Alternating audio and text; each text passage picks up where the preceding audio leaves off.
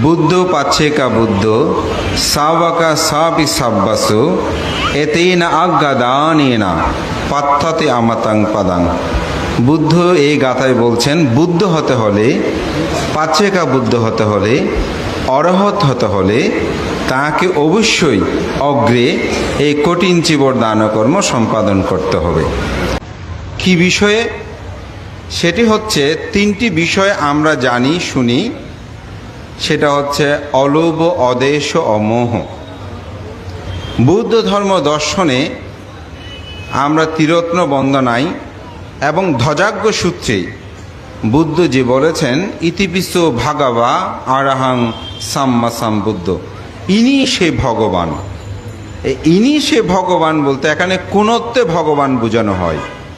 তা আমরা সাধারণত বলি, মাঝে মধ্যে সোশ্যাল মিডিয়া তো আমরা দেখি, কেউ যদি পুত্র সন্তান লাভ করে, কন্যা সন্তান লাভ করে, অথবা কোনো চাকরি প্রাপ্ত হয় বা ভালো বিবাহ বন্ধন আবদ্ধ হয়, তখন তারা লিখে ভগবানের আশীর্বাদে, ভগবানের কৃপায় ভগবান আমাকে পুত্র দিয়েছেন, আমাকে চাকরি দিয়েছেন, ভগবান আমাকে স্ত্রী দিয়েছেন, ভগবান আমাকে কন্যা দিয়েছেন। এইভাবেই ভগবানকে তারা দুঃখ পেলেও এগুলো ভগবান দিচ্ছে, পরীক্ষা করছে। এই ধরনের মানসিকতাটা আমাদের মধ্যে অনেকে দেখতে পাই।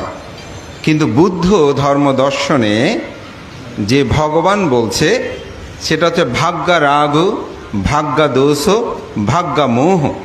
যিনি সমগ্র রাগকে ভঙ্গ করেছেন, যিনি সমগ্র দেশকে ভঙ্গ করেছেন, যিনি সমগ্র মোহকে ভঙ্গ করেছেন, সে অর্থেই কিন্তু ভগবান। অর্থাৎ যার মধ্যে লোভ নাই, দেশ নাই, মোহ নাই, সে অর্থেই কিন্তু ভগবান। কোনো সৃষ্টিকর্তা, কোনো ঐশিক কোনো শক্তি কর্তৃক কিন্তু ভগবান নয়। এজন্য লোভ, দেশ ও এই মোহ এটি যখন পরাভূত হয় তখনই তিনি আসলে ভগবান হয়। তো একজন ভিক্ষু যখন এই চিবরটা গ্রহণ করে, ঠিক তৎমুহূর্তে সে যদি বলে যে আমাকে এই চিবরটা দেন, তখন কিন্তু এই চিবর আর কঠিনে আশ্রণ করা যায় না, অর্থাৎ এটা কঠিনত্বে পরিণত করা যায় না। তখন সে ভিক্ষু এটা আর গ্রহণ করতে পারবে না। অন্তপক্ষে গ্রহণ করার সময় তাকে নির্লিপ্ত থাকতে হবে। অথচ পৃথিবীতে যত দান আছে, আপনি আমাকে বিহার দান করেন, লোভ করে নিতে পারি, খাদ্য দান করে লোভ করে নিতে পারি, কথার কথা, অর্থাৎ লোভে আমি নিতে পারি। কিন্তু এই দানটি গ্রহণ করার সময় আপনাকে নির্লিপ্ত হয়ে থাকতে হবে। তো বুদ্ধ ধর্ম দর্শনের দুটি বিষয় আছে। Doctor BM. বড়ুয়া তার একটি লেখনীতে তিনি বলেছেন, একটি হচ্ছে ধর্মচিন্তা আর একটা হচ্ছে বুদ্ধ চিন্তা। ধর্মচিন্তাটা কি? ধর্মচিন্তাটা হচ্ছে যে নাগিত স্থবির সহস্র পদ্মপুরীতে তথাগত বুদ্ধ সহ বসে, সেখানে যে তিনি বললেন যে ৩০ কল্প পূর্বে শিখি বুদ্ধের সময়কালে আমি একখানা মাত্র কঠিন চিবর দান করেছি। এই কঠিন চিবর দানে আমি ৩০ কল্প নরক দুর্গতিতে গমন করি নাই। এটাকে বলা হচ্ছে ধর্মচিন্তা। এটার মধ্যে একটা বিশ্বাস হচ্ছে তার প্রধান। আর বুদ্ধ চিন্তা হচ্ছে, বুদ্ধ তার বিনয় বিধানে মহাবগ্র গ্রন্থে তিনি বলছেন, আপনি যখন এই চিবরটা গ্রহণ করবেন তখন আপনার অন্তরে যেন কোনরূপ লোভ না থাকে, দেশ না থাকে, মোহ না থাকে। এটাকে বলা হয় বুদ্ধ চিন্তা। এক কথায় এখানে চতুরার্য সত্য এবং আর্যাষ্টাঙ্গিক মার্গ এখানে নিহিত রয়েছে। এই চতুরার্য সত্য আর্যাষ্টাঙ্গিক মার্গ হচ্ছে বুদ্ধ চিন্তা। দুঃখ আছে, দুঃখের কারণ আছে, দুঃখ নিরোধ আছে, দুঃখ নিরোধের উপায় আছে। আমাদের আধুনিক বিজ্ঞান প্রযুক্তির এই যুগে আমাদের অনেক ছেলে মেয়ে তারা স্বর্গকে বিশ্বাস করতে চায় না, নরককে বিশ্বাস করতে চায় না। এমনকি আমাদের মাঝে কিছু মানুষ আছে যারা জন্মান্তরটাকেও নিয়ে প্রশ্ন করে, এটাও তারা বিশ্বাস করতে চায় না। তা আমি জোর করে তাদেরকে বিশ্বাসের কথা বলবো না। আপনি স্বর্গ বিশ্বাস করেন, নরক বিশ্বাস করেন, আপনি নির্বাণ বিশ্বাস করেন, এই কথাগুলো আমি জোর করে কাউকে বোঝাতে চাইবো না। এটা হচ্ছে ধর্মচিন্তা। তো আমি বুদ্ধ চিন্তায় বলবো, আপনার কাছে দুঃখ আছে, দুঃখের কারণ আছে, দুঃখ নিরোধ আছে। এগুলোকে যদি আপনি অপনোদন করতে চান, তাহলে আপনি দুঃখের যে কারণ সেটাকে চিহ্নিত করেন। দুঃখের কারণ হচ্ছে তৃষ্ণা বা অবিদ্যা। এটি আমাদেরকে দুঃখ প্রদান করে। এটি আপনার চিত্ত জগৎ থেকে অপসারণ করুন। যেমন একজনে আপনাকে খুব খারাপ মন্দ কথা বলেছে, অনেক খারাপ কথা বলেছে, আপনি যদি মনে করেন যে না, উনি যে মন্দ কথাটা বলেছে আপনার মধ্যে দুঃখ উৎপন্ন, কেন দুঃখ উৎপন্ন হয়েছে? আপনার মধ্যে 8টা জিনিস আছে যেটাকে বলা হয় অষ্টলোক ধর্ম: লাভ অলাভ, যশ অযশ, নিন্দা প্রশংসা, সুখ দুঃখ। এগুলোর কারণে আপনি কি হয়েছেন? বিচলিত হয়েছেন। তাহলে দুঃখের কারণ আপনি চিহ্নিত করেছেন, তিনি আমার নিন্দা করেছে বা আমাকে খারাপ কথা বলেছে, সেই জন্য আমার মনটা খারাপ হয়েছে। তাহলে এটা হচ্ছে তৃষ্ণার কারণ। তা আপনি যদি বলতে আমি যদি এটাকে অপনোদন করে ত্যাগ করি, না উনি মন্দ বলেছেন তাতে কি আসে যায়, আমি উপেক্ষা করলাম, দেখবেন দুঃখটা নিরূত হয়েছে। এটা হচ্ছে বুদ্ধের আদর্শ শিক্ষা। কেউ খারাপ কথা বলেছে, আপনি যখন ত্যাগ করলেন তাহলে শেষ। এই কিছুদিন আগেই একজন কঠিন সুবর দানের বোধে প্রথম দিন একজনে আমার সাথে দেখা হলো। তো আমি কঠিন সুবর দানে যোগদান করলাম, শেষ করে আমি একটু করে বের হয়ে টয়লেটে ওখান থেকে আসছি। তুমি আমাকে গিয়ে বলছো, ভান্তে আমাকে একটু ক্ষমা করবেন, আমি আপনার নামে অনেক উল্টোপাল্টা অনেক কিছু লিখেছি, আপনি জানি অনেক মনে কষ্ট পেয়েছেন, তো আপনি একটু আমাকে ক্ষমা করবেন। তাই বললাম হ্যাঁ, না না ঠিক আছে, সুখী হন সুখী হন। তো বিষয়টা হচ্ছে আমি তার বিরুদ্ধে কোনো কিছু হয়তো লিখে নেব না, আমি মৈত্রী প্রদান করেছি, এটা আমার একটা প্রত্যক্ষ অভিজ্ঞতার কথা আমি বলছি। আমি তার সুখ, ওই মুহূর্তে যখন তিনি সে কথাটা বলছেন আমি খুশিও হই নাই। কেন খুশি হয় নাই? তার একটা কারণ আছে। আমার একজন খুব প্রিয় ভাজন, তো ভিক্ষুটা উনি ভাবনা করেন, তো তার সাথে একদিন আমার কথোপকথন হচ্ছে ভাবনা বিষয় নিয়ে। তো সে আমাকে বলছে, ভান্তে আমি আসলে সবসময় কারো বিষয় নিয়ে বেশি কথা বলি না, কারণ একজনকে কিছু কম ভালো লাগে, আবার কিছু কম পরে তার প্রতি আমার খারাপ উৎপন্ন হয়, বোধহয় সেই কারণে আমি তাকে ভালোও বলি না আবার খারাপও বলি না, আমি চুপ থাকি। ওনার কথাটা আমার খুব হৃদয়ে দাগ কেটেছে। আসলেই আপনারা দেখবেন যে মানুষটাকে একটু আগে ভালো বলেছেন, আবার কিছুক্ষণ পরে তাকে নিয়ে আমরা মন্দ বলি, কারণ আমার চিত্তটা স্থির নয়, অস্থির।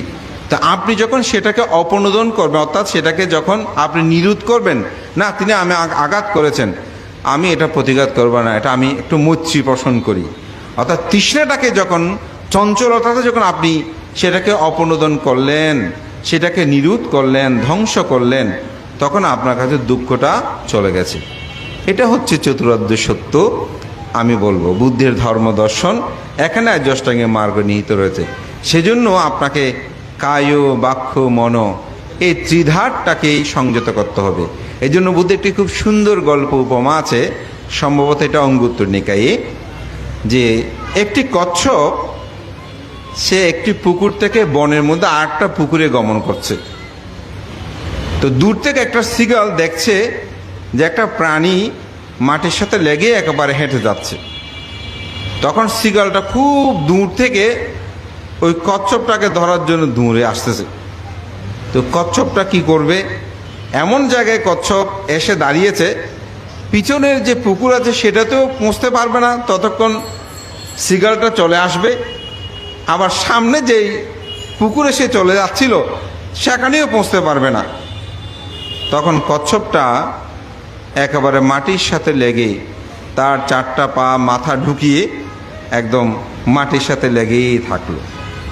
তো কচ্ছপ এভাবে যখন ঢুকে গেছে, দূর সে তো সিগাল তো দূরছে, দূরে এসে দেখতেছে না আর কোনো কিছু দেখা যাচ্ছে না। তো কচ্ছপের উপর উঠেও নাচানাচি করে, মানে হেঁটেছে, কচ্ছপটা একদম মাটির সাথে লেগে আছে। কোনো ক্রমে সে মাথাও বের করছে না, পা 4খানাও বের করছে না। তো অনেকক্ষণ পর কচ্ছপ মাটির শব্দেই বুঝতে পারে। তো অনেকক্ষণ পর দেখা গেল সিগালটা চলে গেছে। তারপর সে হাত পাগুলো বের করে, অর্থাৎ পা বের করে মাথা বের করে আস্তে আস্তে অপর পারে চলে গেল। তো বুদ্ধ এখানে তার ভিক্ষু সঙ্ঘকে শিক্ষা দিলেন, হে ভিক্ষুগণ, তোমরা কি দেখেছো এই একটি কচ্ছপের এই ঘটনা? তখন বুদ্ধ আদ্যপান্ত তাদেরকে বলেন, হে ভিক্ষুগণ, তোমরা অনুরূপ হও।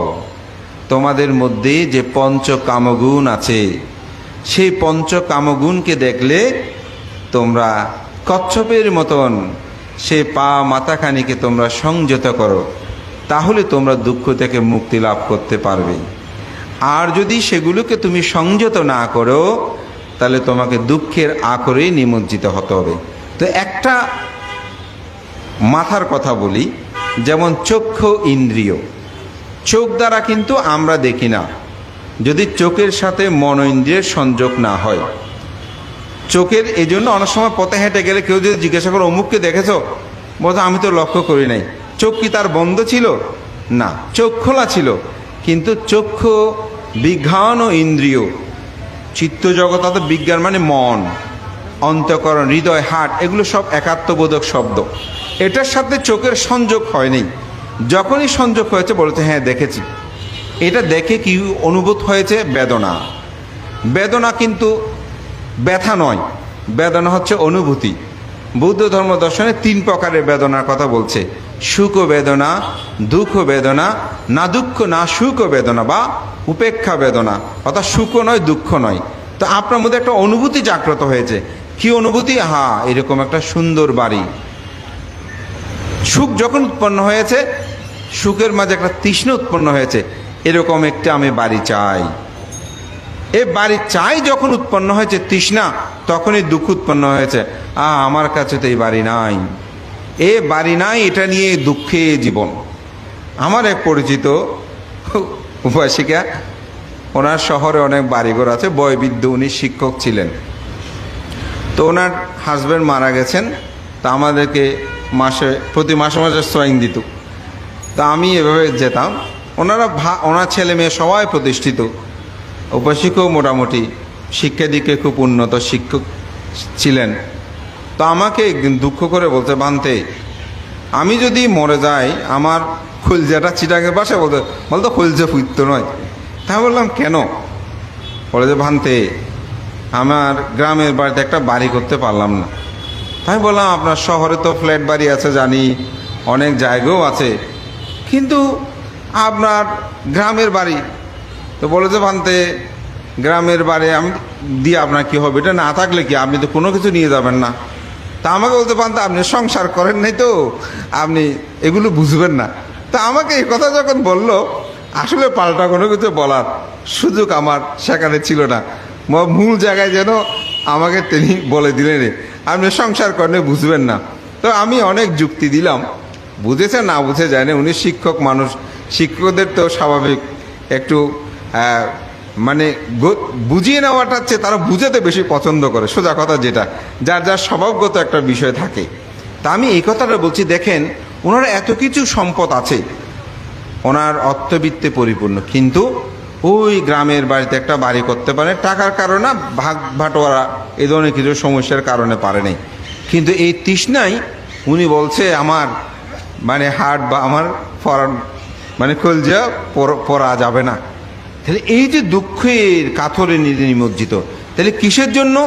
তার তৃষ্ণা। ওই যে চক্ষু বিজ্ঞান ও ইন্দ্রিয়, চোখ কিভাবে যদি সেটাকে তিনি সংযত করত, কি দিয়ে সংযত করত? চোখ বন্ধ করে না, সেটাকে অনিত্য, দুঃখ, অনাত্মা এই জ্ঞান দিয়ে যখন দর্শন করবে, তখন এই ইন্দ্রিয়গুলো সব সংযম হবে। ইন্দ্রিয় এমনি সংযম হবে না। আপনি কানেকে তুলে দিয়ে রাখতে পারবেন, চোখ বন্ধ করে কি আপনি চলতে পারবেন, মুখ বন্ধ করে কি চলতে পারবেন, নাক বন্ধ করে কি চলতে পারবেন, শরীরে কোনো স্পর্শ না নিয়ে কি আপনি চলতে পারবেন? এগুলি নিয়ে চলবেন, কিন্তু এগুলোকে আপনি ঢুকিয়ে রাখবেন। কিভাবে ঢুকিয়ে রাখবেন? চক্ষু দিয়ে যখন যে সুন্দরটা দেখেছেন, এই রূপ কি নিত্য না অনিত্য? বুদ্ধকে এটা জিজ্ঞাসা করেছেন।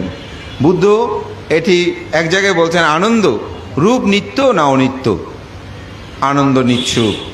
বুদ্ধ বলেন আনন্দ, এই রূপ হচ্ছে অনিত্য, অর্থাৎ বিদ্যমান নয়। যাহা অনিত্য তাহা দুঃখ। যেমন আপনি বৃদ্ধ হচ্ছেন, দুঃখ না?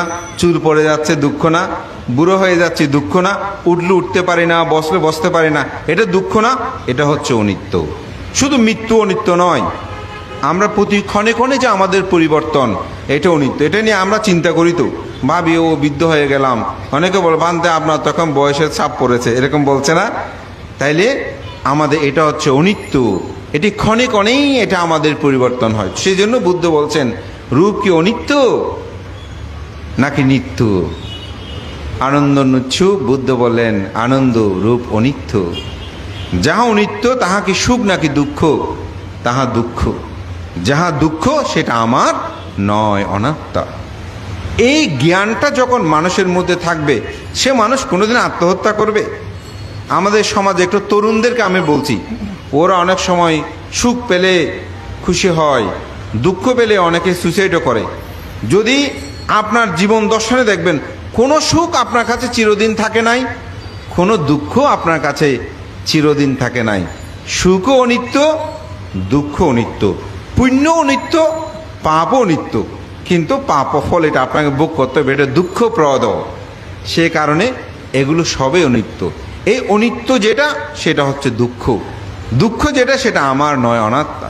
সুতরাং আপনি যদি ভাবেন প্রতিটি ক্ষণে, প্রতিটি মুহূর্তে আমাকে উনি মন্দ কথা বলেছেন, এটা অনিত্য, এটা দীর্ঘস্থায়ী থাকবে না, এটা সবার মধ্যে আসবে না, আমার মধ্যে যে এসে গেছে তা নয়, কিন্তু এটা আপনাকে চর্চা করতে হবে। আপনি যখন আস্তে আস্তে আস্তে আস্তে উপেক্ষা করবেন, তখন একটা সময় এটা আপনি ত্যাগ করতে পারবেন। আর যদি এটা আস্তে আস্তে না করেন, শুধু ধরেই রাখেন, তাহলে সেটা কোনো দিন পরিবর্তন হবে না।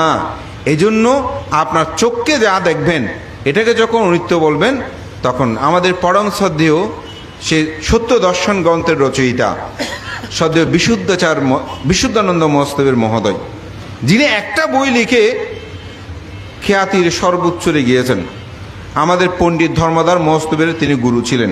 যদি সুযোগ হয় বইটা পড়বেন, সত্য দর্শন। খুব সুন্দর উপমা দিয়েছেন ফুল দিয়ে। বলছেন, এই ফুলটা আমি প্রথম যখন দেখলাম খুব সুন্দর, কিন্তু যখন 3 ঘন্টা 4 ঘন্টা 8 ঘন্টা 10 ঘন্টা একদিন অতিবাহিত হলো, তখন ফুলটা মলিন হয়ে গেল। এটাই অনিত্য। আমাদের জীবনের প্রতিটি ক্ষণ, প্রতিটি মুহূর্তে সেটা ভাবি, আমার শরীরে যা, এটা অনিত্য। আমার চক্ষু যা দেখছে, এটা অনিত্য। যা শুনছে, এটা অনিত্য। যা আমি জিহ্বা দ্বারা রস আচ্ছাদন করছি, এটা অনিত্য। এরূপভাবে যখন আপনি চিন্তা করবেন, আপনার ইন্দ্রিয়গুলো সংযম হবে। ইন্দ্রিয় যখন সংযম, কচ্ছপ যেভাবে বেঁচে গেছে, আমরাও ঠিক জন্ম দুঃখ, জরা দুঃখ, ব্যাধি দুঃখ, মরণ দুঃখ থেকে মুক্তি লাভ করতে পারবো। আমাদের সবার জীবনে সেটাই হোক। বুদ্ধ সেজন্য বলেছেন, রূপাং আবিনন্দাতি সো দুঃখাং আবিনন্দাতি। যিনি রূপকে অভিনন্দন করে, তিনি দুঃখকে অভিনন্দন করে। রূপাং না আবিনন্দাতি সো দুঃখাং না আবিনন্দাতি। যিনি রূপকে অভিনন্দন করে না, তিনি দুঃখকে অভিনন্দন করে না। তো এই চিবরের মধ্যে সেরকম একটি রূপ আছে, এটাকে নিয়ে অভিনন্দন করা যায় না। এটাই হচ্ছে অনিত্যতার একটি চিহ্ন, যার কারণে ভিক্ষুগণ এটা পরিধান করে, এবং এটার মধ্যে কোনো লোভ থাকতে পারে না। আর লোভেরও এটা বিষয় হয় না, কারণ এই চিবর যেভাবে কাটাচেরা সব কিছু দিয়ে সংযুক্ত করে সেলাই করা হয়, এই চিবরের লোভ থাকারও কোনো কথা নয়। যদি ভিক্ষুদেরও থাকে, তার কর্ম বিপাকও তাকে কিন্তু ফলভোগ করতে হয়। এই জন্য নির্লিপ্ত একটি গ্রহণ, যেটি সঙ্গ কর্তৃক মনোনীত ভিক্ষুই মাত্র এটা লাভ করতে পারে, অন্য কারো পক্ষে সম্ভব নয়। এই কারণে এই কঠিন চিবর দানের গুরুত্ব বহ। তো মহান সঙ্গের প্রতি বন্দনা। আপনাদের সবার অন্তর্জগতে সেই ইন্দ্রিয়গুলোকে যেন সংযম হয়, অনিত্য দুঃখ অনাত্মা চিন্তায় যেন নিজেদের জীবনে এটা প্রতিফলিত হয়। তথাগত বুদ্ধ তাই বলেছেন, তস্মাহি জানা মানে না কাঠিনাস্যা গুণাং বাহুং দাতব্যাং কাঠিনাং দানাং ভবিষ্যতে মহাপালাং। এই কঠিন চিবর দানের আনিশংস সম্পর্কে জেনে যেন আমরা অবশ্যই একবার হলে কঠিন চিবর দান কর্মটা সম্পাদন করি। এই জন্য এটি বুদ্ধ গগনে একটা বিশাল পরিবর্তন হয়েছে। কঠিন চিবর দানটা আসলে তেমন দীর্ঘস্থায়ী এত উৎসব কিছু নয়, তবে আজকের প্রেক্ষাপট যদি আমরা চিন্তা করি, তাহলে কঠিন চিবর দানের গুরুত্ব সর্বাধিক। আমাদের পরম আচার্যগণ এই কঠিন চিবর দানকে একটি উৎসবে পরিণত করেছেন। উৎসবের মধ্যে অনেক কিছু থাকে, এখানে গান থাকে, ধর্মীয় গান থাকে, এখানে সংবর্ধনা থাকে, এখানে বিভিন্ন অতিথিবৃন্দের আগমন ঘটে, এখানে কল্পতরু হয়, কীর্তন হয়, একটা উৎসব এখানে সংযুক্ত হয়েছে। তো আমাদের সমাজ এখন কিছু মানুষ এগুলো উৎসবটাকেও একটু নির্লিপ্ততার মধ্যে নিয়ে যেতে চাই। আসলে সব কিছুকে আপনি সব জায়গায় ছাটিয়ে ছুটিয়ে ফেললে আমি মনে করি ধর্মকে রক্ষা করাটা কঠিন হবে। তো সেজন্য সব কিছুর একটা সমন্বয় প্রয়োজন। বর্তমান আধুনিক এই যুগক্ষণে আমরা যেভাবে একাকিত্ব হয়ে জীবনযাপন করছি, আমি মনে করি এখানে এই কঠিন চিবর দানটা একটা মেলবন্ধন তৈরি করে। বিবাহগুলোতে এখন মানুষের উপস্থিতির সময় বেশিক্ষণ নাই, মাঝে মধ্যে ফিরে এসে যখন জিজ্ঞাসা করে বরকনে দেখেছেন কিনা, বজবান্ত আমি 10:30 পর্যন্ত ছিলাম, তখনও বরকনে আসেনি, তাড়াতাড়ি খেয়ে আমি চলে আসছি।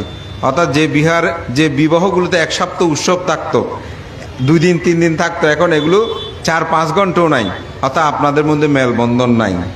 শুধুমাত্র বলা যায় সঙ্গদানগুলোতে এখন কিছুটা হলেও সঙ্গদানের পরে 1 ঘন্টা যা সময় পাওয়া যায় একটু কথাবার্তা বলতে পারেন। তো কঠিন চিবর দানে অন্তপক্ষে সবাই একসাথে হয়। এগুলো যদি আমরা সত্যিকার অর্থ উৎসবটা বাদ দিয়ে শুধু কঠিন চিবর বলে বিক্রয় দেশনা করবে এটার মধ্যে চলে যায়, তাহলে এই সমাজ কিন্তু আর পরিবর্তন হবে না। আমাদের বুড়ো বুদ্ধ সমাজে একটা বিশাল পরিবর্তন, এটা কিন্তু 50 বছরের বেশি দিনের নয়। এবং এই কঠিন চিবর তার একটি গুরুত্বপূর্ণ ভূমিকা কিন্তু রেখেছে।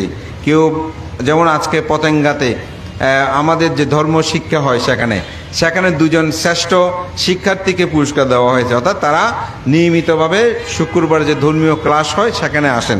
এবং আমার ভিক্ষুরা দেখলাম যে তারা আবার ব্যবস্থাপনা করলো, অভিভাবকদেরও সম্মানিত করলো, তাদেরকে 2টা পুরস্কার দিল। অর্থাৎ অভিভাবকদের সচেতনতার কারণে তারা যখন এই পুরস্কারটা লাভ করেছে, আমি মনে করি আগামীতে তাদের ছেলে মেয়েগুলোকে ধর্মীয় শিক্ষার জন্য বিহারে নিয়ে আসতে উৎসাহ বোধ করবে।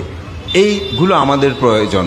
তো এই জন্য কঠিন চিবর দানটা শুধু দানের মধ্যে সীমাবদ্ধ নয়, এটাকে আমাদের পূর্ব আচার্যগণ উৎসবে পরিণত করেছে। তবে হ্যাঁ, ক্ষেত্র বিশেষে শুধু দায়করা বলতে বলতে মানুষ বিরক্ত হয়ে যায়। এই কারণে প্রশ্ন, তো আমার একটা কথা, মাথা ব্যথা হলে মাথা কেটে ফেলাটা বুদ্ধিমানের কাজ নয়, বরঞ্চ মাথা ব্যথা হলে সেটার প্রতিশোধক কী করা যায় তার ব্যবস্থাপনাগুলো নিয়ে আমাদের উৎসব মুখর পরিবেশটাকে যেন আমরা সেভাবেই ধরে রাখি, আগামী প্রজন্মদেরকে সে শিক্ষাই যেন আমরা দিতে পারি। এবং সর্বশেষ আমার এই নিবেদনটাই থাকবে, আপনাদের ছেলে মেয়েদেরকে 2 বেলা বন্দনা করাবেন, কমপক্ষে 10টা মিনিট ধ্যান করাবেন। এবং ধ্যান সকালবেলা ধ্যান করা হয়তো সময় না থাকলেও, তাড়াহুড়ো থাকলেও, ঘুম থেকে অনেকে দেরিতে উঠে স্কুল কলেজে যাবে না তারা থাকে, কিন্তু সন্ধ্যার সময় হলেও তাদেরকে বসে মা বাবা মিলে একসাথে আপনারা বন্দনাদি কর্ম সম্পাদন করবেন। যদি আশেপাশে বিহার থাকে তাহলে বিহারে নিয়ে গিয়ে ধর্মীয় শিক্ষাগুলো প্রদান করবেন। আপনাদের ছেলে মেয়েগুলো কোনো কিছু প্রশ্ন করলে এই করে এত বুঝতে হবে না বলে চুপ করে দেবেন না, তাদের প্রশ্নগুলো উত্তর দেবেন।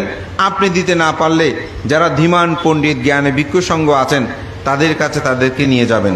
আমি মনে করি কেউ যদি ধর্ম আলোচনা করার জন্য কোনো ভ্রান্তের কাছে সময় চাই, সময় নাই সে কথা বলবে না, ওই ফেসবুকে লিখে দিলে হবে না, ওগুলো লেখার সময় সবার থাকে না। হ্যাঁ, আপনি দিনরাত ফেসবুক নিয়ে আছেন, সবাই তো সেরকম নয়। তো সুতরাং আপনি গিয়ে সেখানে বসে, আমি মনে করি আমাদের ছেলে মেয়েদেরকে রক্ষা করতে হবে। তারা চলে যাওয়ার পরে আমরা মা বাবাকে গালিমন্দ করি, হুতাশ করি, এগুলো আসলে কোনো কারণ আমি বলি সমাধান নয়। সমাধান হচ্ছে তাদেরকে আগে ভাগে থেকেই আমাদেরকে বুদ্ধের ধর্ম দর্শনগুলো বুঝাতে হবে। তারা যদি পূজা করতে না চায় করার দরকার না। আমার একটা শ্রমণকে করিয়েছিলাম, তো শ্রমণ সে আমাকে বলছে, ভান্তে আমি বুদ্ধ ধর্মের অনেকগুলো পছন্দ করি না, আমি শ্রমণ হতে চাই না, আমাকে মা বাবা জোর করে শ্রমণ করিয়েছে। তো তোমার কী কী পছন্দ হয় না? বজ্রবান্ত অমুক বিহারে সেখানে যে পূজাগুলো দেয় সব এরকম, এগুলো আমার একদম পছন্দ হয় না। তা আমি বিহারে যাওয়ার সময় পথে যে মানুষগুলোকে দেখি ওদেরকে টাকাগুলো দিয়ে দিই, ওদেরকে আপেল টাপেলগুলো দিয়ে দিই। হ্যাঁ, তুমি তো চমৎকার কাজ করো, তুমি তো বুদ্ধ ধর্মটাকে যথাযথভাবে ফলো করো। সে আমার দিকে এভাবে তাকিয়ে আছে, সবাই তাকে এই কথা বললে ভৎসনা করে, আর আমি তাকে প্রশংসা করছি। বজ্রবান্তে আপনি সত্যি বলছেন? আমি হ্যাঁ সত্যি, তো তুমি তো বুদ্ধিজমটাকে যথাযথভাবে ফলো করো। তখন সে আমাকে আরও অনেক কথা বলল। তা আমি আসলে তাকে বললাম, এটা প্রাচীনকাল থেকে চলমান, তুমি যদি পূজাগুলো সেখানে না দিয়ে পঞ্চশীলটা রক্ষা করে পথে যারা আছে তাদেরকে দাও, অথবা তুমি যদি আরও বেশি সেবামূলক কাজ করতে চাও, এখন তো বিহারে আমরা গোটা গোটা ফলগুলো দেওয়ার জন্য বলি, ওগুলো তুমি সংগ্রহ করে যদি রাস্তার মানুষকে দাও, তোমার আরও বেশি পুণ্য হবে। আমার কথাগুলোর দর্শন আছে, আমার কথাগুলোর চিন্তা আছে। আপনারাও যারা পূজা নিয়ে যান বিহারে, আমি বলবো স্বয়ংগুলো ভিক্ষু সংঘদেরকে দেন। বিহারে যেগুলো ফুল অথবা ফল মূল যেগুলো আছে এগুলো না কেটে দেন, চনাচুর কলা এগুলো ছিঁড়ে ছিঁড়ে দেওয়ার দরকার নেই, আপনি এগুলো গোটা গোটা দেন। অন্তপক্ষে এগুলো মানুষকে দিতে পারবে, দান করতে পারবে। এটি আমাদের পরিবর্তন আনতে হবে, প্রজন্মদেরকে সেটা আমাদেরকে বুঝাতে হবে। আমরা যদি না বুঝি তবে তাদেরকে রক্ষা করা যাবে না। হৈত খাইত করে এটা করতে হবে, জোর করে এগুলো করানোর চেষ্টা আপনারা তাদের করবেন না। আমি বলবো তাদেরকে প্রকৃত সত্য শিক্ষাটা দেন, এরা সেটা গ্রহণ করবে। সমগ্র পৃথিবীতে আজকে ইউরোপ আমেরিকা থেকে শুরু করে সব জায়গায় বুদ্ধিজমের একটা জয় জয়কার সেখানে শুরু হয়েছে। মানুষ সেখানে ধ্যান করে, মেডিটেশন করে। পৃথিবীর বিভিন্ন প্রান্ত থেকে আমরা সময় দিতে পারি না, যেটা সত্যি কথা। আমি ব্যক্তিগতভাবে অনেকেই বিভিন্ন প্রান্ত থেকে ভানতে এই ভাবনাটা কেমন হবে, এটা কেমন হবে, এই দর্শনটা কেমন হবে, আমি মানসিকভাবে ভানতে খুব খারাপ আছি, আমাকে একটু এরকম বলেন। অনেকে এটা উপকার তারা লাভ করে, এবং জন্মগতভাবে বৌদ্ধ না হয়েও অনেকেই অস্ট্রেলিয়া, আমেরিকা বিভিন্ন জায়গায় তারা বুদ্ধিজমটাকে গ্রহণ করতে চাচ্ছে। তো আমরা অত্যন্ত সৌভাগ্যবান। আমরা তো মাতৃগর্ভে থাকতেই বুদ্ধির শরণ নিয়েছি, ধর্মের শরণ নিয়েছি, সঙ্গের শরণ নিয়েছি, মাতৃগর্ভ থেকে ভূমিষ্ঠ হয়ে নিয়েছি। আমরা যদি বুদ্ধির শরণ, ধর্মের শরণ, সঙ্গের শরণ নিয়ে থাকি, তাহলে কি আমরা প্রকৃতভাবে এটাকে আচরণ করে আমাদের জীবনকে সার্থক করতে পারি না? অবশ্যই পারি। তার জন্য বেশি বই আপনাকে পড়তে হবে না। আমি মনে করি বৌদ্ধ ধর্ম দর্শনের কিছু সার তত্ত্ব গ্রন্থ আছে, এগুলো যদি আপনি অধ্যয়ন করেন, গবেষণা করেন, আপনার জীবনে পূর্ণতা আসবে। চট্টগ্রাম সার্বজনীন বৌদ্ধ বিহার কমিটি এবং বিশেষ করে শ্রদ্ধেয় প্রজ্ঞাপাল ভান্তে, তিনি সুদীর্ঘকাল ধরে এখনও এই প্রতিষ্ঠানকে ধরে আছেন। ভান্তের সাথে প্রায় সময় বিভিন্ন বিষয়ে কথা হয়। তবে ভান্তে পেরে উঠতে না পারলেও সঙ্ঘের স্বাধিকার আন্দোলনের জন্য যে চট্টগ্রাম বৌদ্ধ বিহারে আমরা সুদীর্ঘকাল সংগ্রাম করেছি, এখনও করে যাচ্ছি, আমি সবাইকে বলবো সঙ্ঘের অধিকার প্রতিষ্ঠায় সবাই এগিয়ে আসবেন। এটি জিনুবুদ্দি ভান্তের সম্পদ নয়, এটা লোকজিৎ অমুকের সম্পদ নয়, এটি সাংঘিক সম্পত্তি, সঙ্ঘের সম্পদ। সংগ্রাম ভিক্ষু মহাসভা তার পরিচালনার দায়িত্বে রয়েছেন। আপনাদের সবার সর্বোত্তক সহযোগিতায় এই প্রতিষ্ঠান যেন আগামী দিনে একটা নান্দনিক প্রতিষ্ঠান হয়, সেদিকে সবার সুন্দর শুভদৃষ্টি কামনা করে। কারণ এই কথা এখানে বলছি এই জন্যই, এই চট্টগ্রাম সার্বজনীন বৌদ্ধবিহার প্রতিষ্ঠার মূল কারণটা ছিল সাংঘিক চেতনায় বিশ্বাসে। সেই সাংঘিক চেতনায় আপনাদের সবার মধ্যে জাগ্রত এই আহ্বান জানিয়ে, শ্রদ্ধেয় সভাপতি প্রমুখ সঙ্ঘের প্রতি বন্দনা জানিয়ে আমার নাতি দীর্ঘ ধর্মকথা এখানে শেষ করছি। জগতের সকল প্রাণী সুখী হোক।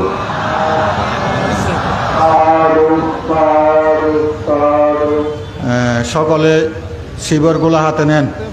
শিবরগুলো হাতে নিয়ে সকলেই সমস্বরে তিনবার নামো তস্যা ভাগবতো আরহাতো সাম্মা সম্বুদ্ধাস্যা বলুন, বড় করে বলবেন।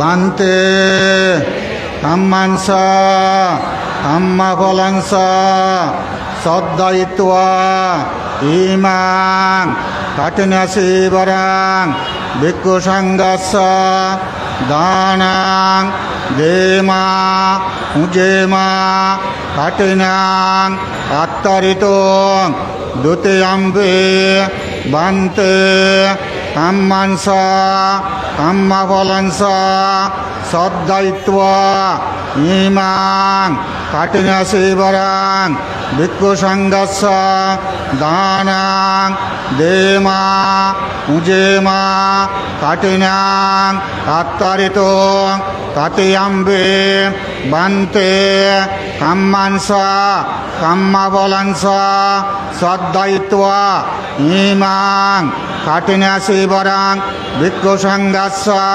দানাং দেমা উজেমা কাঠিন্যাং আত্তারিতং।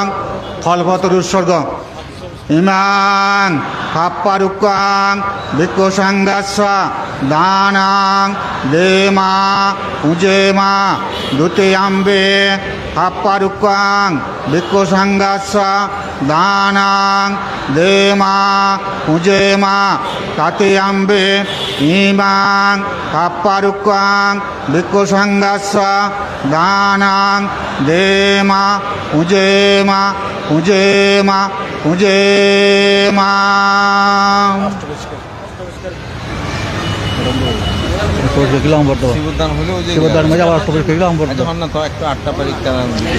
ইমাং আট্টাবারিকারাং অনুত্তরাং পুণ্যাকেতাং ভিক্ষু সংঘাসা দানাং দেমা উজেমা দ্বিতীয়াম্বে ইমাং আট্টাবারিকারাং অনুত্তরাং পুণ্যাকেতাং ভিক্ষু সংঘাসা দানাং দেমা উজেমা Katiyambe Imang Attavarikaram Anuttaram Punyaketang Bhikkhu Sanghassa Dhanang Dema Pujema Pujema Pujema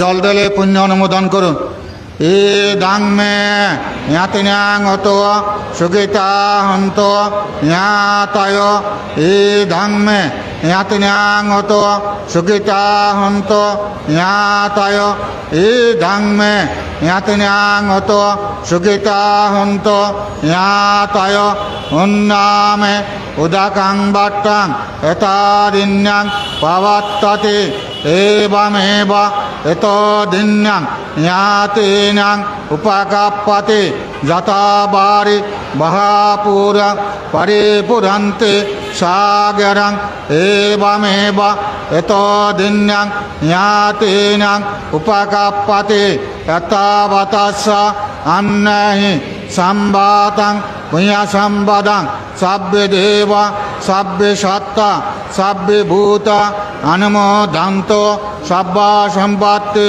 Scindia आकाशट्टस्स बुम्मट्ट देवनाग मयद्दिक पुण्यन्तं अनुमोदित्वा शिरं रक्षन्तो बुद्धशासनं शिरं रक्षन्तो बुद्धदेशनं शिरं रक्षन्तो मां परं इमेन पुण्यकम्मेन मामे बाल समागमो सतं साम गमहोतो यावनिब्बान पात्तिया इदं मे दानं इदं मे शीलं इदं मे पुण्यं असवक्कायं बहांगतो निब्बानस्स पस्सायो होतु इदं मे दानं इदं मे शीलं इदं मे पुण्यं निब्बानस्स पस्सायो होतु इदं मे दानं इदं मे शीलं इदं मे पुण्यं असवक्कायं बहांगतो निब्बानस्स